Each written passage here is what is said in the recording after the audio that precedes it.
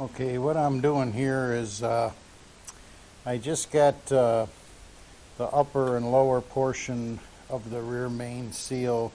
I'm just putting it together to test fit it and get my process and procedure figured out. There are a couple of videos on YouTube that there's one where Squash 253, his father's doing an M, and it shows a real good process on how this rear main seal has to go together. It looks like the M and the H are very similar to each other. So here I was just test fitting everything, and another thing I did is I got down here. I'll see if I can get down here and video this for you. I did get the surface that the oil pan is gonna mount to. I got that all cleaned up. It was more grimy and filthy. I did wipe it down with some brake clean and got her cleaned up pretty good. So not going to be doing anything with the oil pump, as the 49H has really good oil pressure even when she's good and hot. So we're going to just run with it the way it is, and if it is a problem, well, I'll address it then. But yeah, so I guess the next step is I'll get ready to I do have to make a gasket. There is a cover plate that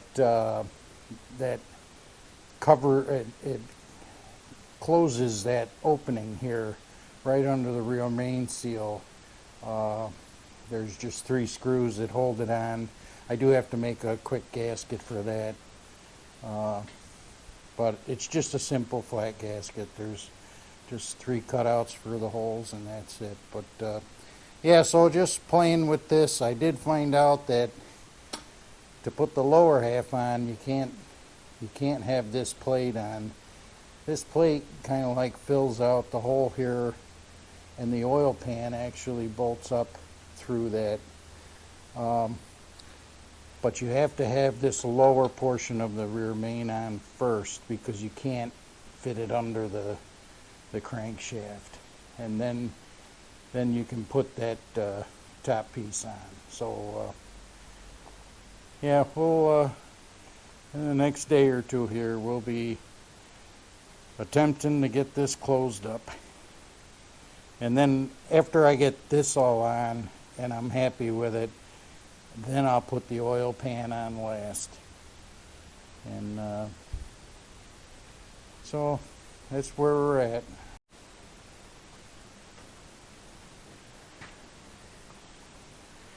Well, I finally got the rear main seal put on, and I do want to say that this probably was the trickiest part of all this work that I've been doing on the 49H. There's a lot of pieces to this rear main seal. There's even a little plate here on the bottom that goes, and actually the oil, it's sandwiched between the block and the oil pan. And you'll see there I got a couple of bolts with nuts on it. They're taking the place of the oil pan bolts. And I saw that little trick on Squash 253's YouTube channel. Squash 253, he restored an H, and I can't remember what year it was. And he had a really good tutorial. And then Squash 253 Senior did, I believe, a Super H, which is very similar to the H's rear main seal.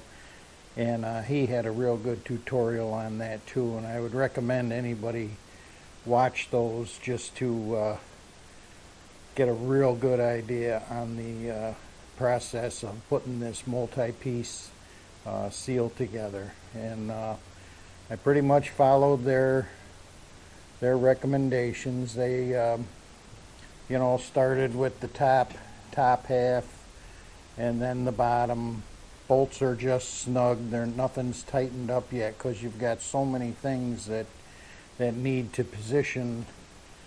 And it's I know it's simple after you look at it all done, but boy, I'll tell you, it was quite a process. And I will say that I did watch Squatch 253's couple of videos he had on this quite a few times just to get it sunk into my head and that. But so we got the rear main seal on. I'm going to let this dry for maybe half a day. I used that ultra black Permatex gasket, plus I had bought a gasket kit for the rear main from Steiner tractor parts, and that. So I just took my time with it, and you know, like I said, it was quite a tedious little process. I do want to mention that all the bolts that mount this rear main, there's 3 of them that are longer than all the others, and I just wanted to point out those 3. I did make note of it when I was taking the rear main apart, but the 3 bolts that are longer than everything else are each side of the bolts that cinch the upper and lower part together, and then this one up here on top, and you can kind of see that's got a little bigger boss there. Another thing I want to mention is I did do what Squatch 253, him and his father did, and that was flatten the mounting surfaces out on the 2 halves. I mean, I don't know if they're cast aluminum or pot metal or what they are, but they were quite, I'll say, warped. You know, from over tightening, you could see over the years, it's just, you know, it just pulled in, so there was big voids here. And I got most of them out. You don't have to have them all out, like Squatch 253 Senior says, using that ultra black Permatex, and then there's very low pressure here. You're mainly just controlling the oil and where it's going and getting back into the oil pan. So and plus you got the gasket there. But so yeah, glad to get this hurdle done. Now I can get there's a large plate that goes on here, locates on these 2 dowels, and then there's 6 bolts that hold it on. I'll get that plate back on, and then I can get the flywheel on and get the clutch and everything back in, and hopefully wheel this together. So making a little progress. Well, I get a few more steps completed here on the rear main seal area and the back of the engine here. I do have let me get a flashlight here. I do have the oil pan all on and buttoned up tight. Got a new gasket on that. Got my new magnetic plug in there for that. The last thing I've got that's got to be put on the oil pan area is there's a little dust cover that goes up there where you can, like an inspection cover, I guess, and I've got to put that on next. The one thing I did want to mention with the oil pan is I didn't take these support rods off that stabilize the the wide front end, and the oil pump is kind of close to them, and you do have to tip the oil pan on like a, I'll say, a 45-degree angle to sneak it up between the oil pump pickup and this rod here. But it was fairly easy to do. I did clean up the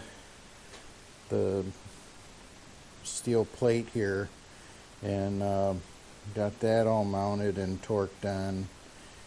And I think my next step is going to be to get the